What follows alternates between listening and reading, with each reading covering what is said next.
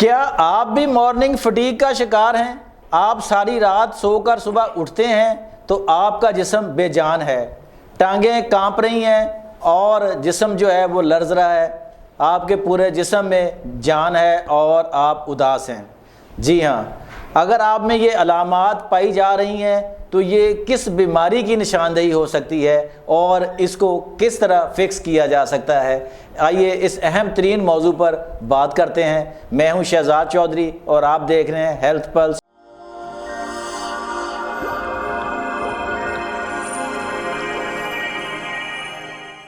मेरे साथ मारूफ तिब्बी मुआलज प्रोफेसर तसव्वुर मोहम्मदी साहब मौजूद हैं। आप मरकज़ी सेक्रेटरी इतलात हैं बज़्म करशी पाकिस्तान के और पिछले 22 साल से तिब की प्रैक्टिस कर रहे हैं। अस्सलाम वालेकुम हकीम साहब। वालेकुम सलाम व रहमतुल्लाह। कैसे हैं आप? खैरियत से हैं? ठीक ठाक। सर, मॉर्निंग फटीग जो है ना, ये एक इस दौर में बहुत बड़ा इशू बन रहा है, खासकर इस मौसम में। लोग सुबह सो के उठते हैं, नींद भी 8-10 घंटे की ली होती है, लेकिन सुबह उठते हैं तो जिस्म बेजान होता है, टांगें कांप रही लर्ज रही होती हैं और उनमें जान नहीं होती, और कितनी देर जो है ना वो इस काबिल नहीं होते कि वो उठ के कोई अपना ना काम कर सकें या एक्टिव हो सकें। ये क्या चीज़ है और ये क्यों पैदा होती है?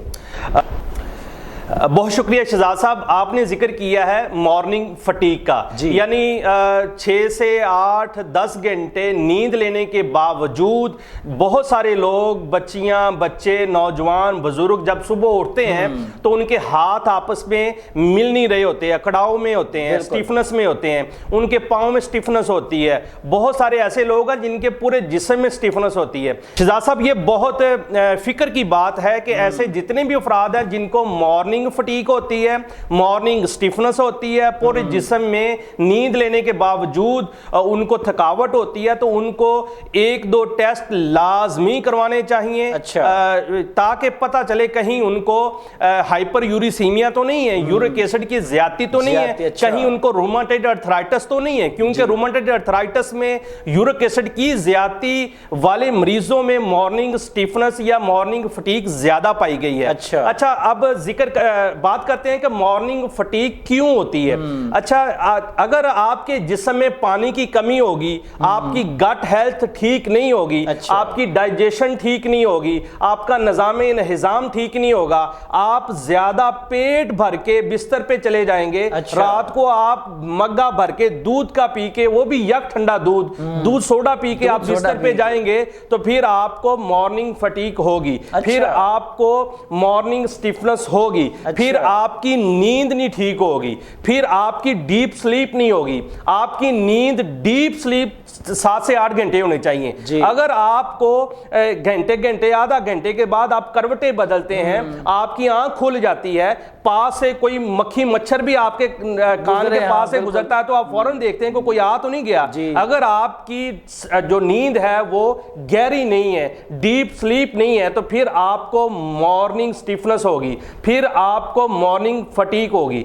तो ऐसे जितने भी लोग हैं जिनको ये थकावट होती है, अपनी नींद पूरी करें, दिन भर में जो पानी की जो मिकदार है वो पूरी लें, दोपहर को तरबूज का इस्तेमाल करें, रात को खाना कम और जल्दी खाएं, मगरिब के बाद खाना खा लें, और रात सोते वक्त दूध नहीं पीना, यक ठंडा दूध नहीं पीना। ज्यादा क्रेविंग हो रही है तो नीम गर्म दूध आप थोड़ी क्वांटिटी में पी के सो सकते हैं, उससे आपकी नींद भी अच्छी हो जाएगी और सुबह मॉर्निंग में फटीग भी नहीं होगी। अच्छा हकीम साहब, ये जो मॉर्निंग फटीग है, क्या मिनरल्स या विटामिन की डेफिशिएंसी भी इसमें कोई रोल किरदार अदा करती है कोई? बिल्कुल शहजाद साहब, जो मिनरल्स हैं, विटामिन डी है और B12 की डेफिशिएंसी मेन चीज है। विटामिन डी और B12 की डेफिशिएंसी जब बॉडी में होती है तो फिर आपकी नींद खराब हो जाती है, फिर आपको मॉर्निंग जो फटीग होगी। ऐसे जितने भी लोग हैं जिनको मॉर्निंग फटीग है, मॉर्निंग स्टिफनेस है, थकावट है, नींद लेने के बावजूद भी थकावट है, तो आप अपना विटामिन डी और B12 का टेस्ट लाजमी करवाएं। अच्छा। अगर उसकी डेफिशिएंसी है तो उसके अकॉर्डिंग अपने करीब मुस्तनद हकीम और मालिक से जरूर राब्ता करें।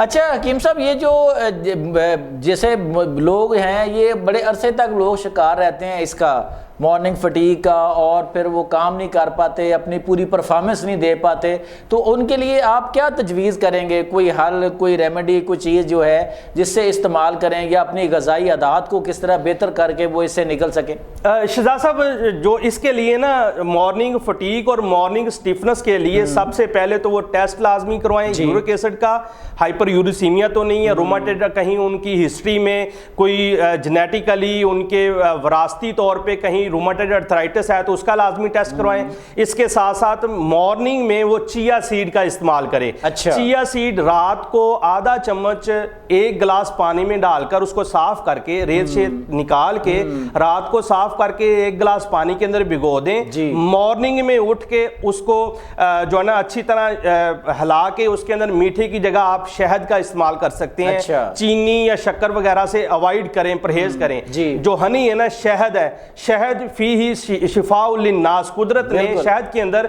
शिफा रखी है, खालस में शिफा रखी है। अच्छा, वो आधा चम्मच हस्बे जायका आप उसके चिया सीड के अंदर डालें और मॉर्निंग में पी लें। इसके साथ साथ आप मॉर्निंग में अजवा खजूर का इस्तेमाल करें।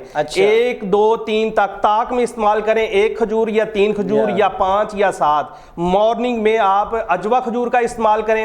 अच्छा, इसके साथ साथ दोपहर को आप तरबूज का इस्तेमाल करें। और तरबूज के साथ सर खजूर का लाजमी इस्तेमाल करें। अल्लाह के नबी का फरमान है कि तरबूज की सर्दी को खजूर की गर्मी, और खजूर की गर्मी को तरबूज की सर्दी मोतदल कर देगी। ठीक है, फिर आपको तरबूज खाने के बाद डायरिया नहीं होगा, फिर आप तरबूज खाने के बाद सुस्ती नहीं होगी, क्योंकि उसमें आपको पता है कि 90% पानी है। और तरबूज गर्मियों में तो कुदरत का अनमोल तोहफा है कि आपको हाइड्रेट रखता है, बॉडी में पानी की कमी को पूरा करता है। और जो चिया सीड है वो उसके खाने से आपकी गट हेल्थ बेहतर होती है और बॉडी में जो पानी है ज्यादा देर तक रुका रहता है, जिससे आपको हाइड्रेट भी आप रहते हैं। उसकी वजह से आपके मसल्स, आपका ब्रेन, आपकी नींद अच्छी हो जाती है। अच्छा, इसके अलावा मैं आपको खरबूजे के मुतालिक बताना चाह रहा हूं, क्योंकि इस मौसम में खरबूजा आम भी है, सस्ता भी है और कुदरत का अनमोल तोहफा है। अच्छा, इसको बनाने का तरीका एक मैं बताने जा रहा हूं। बहुत सारे लोगों ने इसको नहीं पिया होगा, मैं बड़े वसूख के साथ कहता हूं शहजाद साहब कि इस तरह नहीं पिया होगा। खरबूजा तो खाया होगा, उसके बीज अलग से उसका कावा पिया होगा, लेकिन जिस तरह मैं बताने जा रहा हूं उस तरह नहीं खाया होगा। जिस तरह मैं बताने जा रहा हूं उस तरह खाएगा तो उससे इंशाल्लाह जो उसकी मॉर्निंग स्टिफनेस है या फटीग है वो ठीक हो जाएगी। आपने एक नॉर्मल साइज का ना कोई 1 पाव का ना खरबूजा ले लेना है। 1 पाव का, ठीक है, बड़ा है तो उसको आधा कर लें। अच्छा, 1 पाव का आप खरबूजा ले लें, खरबूजे को अच्छी तरह धो लेना है और उसको आपने काट लेना है। ठीक है, उसके छिलके उतार दें खरबूजा, और उसके अंदर से जो बीज आप निकले हैं वो उसके एक जगह पे आप ब्लेंड कर लें, उसका जूस बना लें, स्मूदी बना लें। और उसको बगैर मीठे के आपने पीना है। इस जूस को आप दिन में दोपहर को आप पी लें, बेहतरीन वक्त है दोपहर का या असर टाइम 5 बजे। इस जूस को आप पी लें, सिर्फ 7 दिन आपने इस्तेमाल करना है। ये वाला अमल 7 दिन, 7 खरबूजे, यानी 1 पाव का खरबूजा और 7 खरबूजे आपने इस्तेमाल करने हैं। ठीक है, इंशाल्लाह इस खरबूजे के इस्तेमाल से आपकी बॉडी में मिनरल्स की, विटामिन डी की और इसके अलावा B12 की जो डेफिशिएंसी वो भी पूरी होगी। इसके इस्तेमाल से आपकी डाइजेशन बेहतरीन होगी, आपकी कॉन्स्टिपेशन ठीक होगी, आपकी एसिडिटी और आपकी गट हेल्थ जबरदस्त होगी और बॉडी आपकी हाइड्रेट रहेगी, जिसकी वजह से आपकी नींद भी अच्छी होगी, मॉर्निंग स्टिफनेस और फटीग भी ठीक हो जाएगी। अच्छा हकीम साहब, अगर इस मौसम में कोई मरीज जो है वो नट्स इस्तेमाल करना चाहे तो उसका बेहतरीन तरीका फिर क्या है? क्योंकि गर्म मौसम है ना, लोगों के जहन में अमूमन होता है कि गर्मी में नट्स इस्तेमाल नहीं करने चाहिए। अच्छा, ये अलमिया है कि लोग खुद से ही हकीम बन जाते हैं, खुद से ही। आप जिसे पूछेंगे 2-3 नुस्खे आपको बता देगा। ये हमारे जो ना इंडिया और पाकिस्तान के अंदर ये अलमिया है कि हर बंदा ही वो हकीम बना हुआ है। खुद से खुद फैसला नहीं करना। आपने अगर नट्स इस्तेमाल करने, गर्मी और सर्दी का देखें, आम गर्म है ना, इस मौसम में आए हुए हैं, हम मई में बैठे हैं लाहौर में, ठीक है, हेल्थ पल्स न्यूज के ऊपर, ठीक है। इसमें जो है ना मार्केट में आप देखें खुबानी आई हुई हुई है, आड़ू आए हुए हैं, लुकाट आए हुए हैं, क्या ये ठंडे हैं? अच्छा, आम है, फलों का बादशाह आम है, ठंडा है, कुदरत ने गर्मी में पैदा किया है, ठीक है।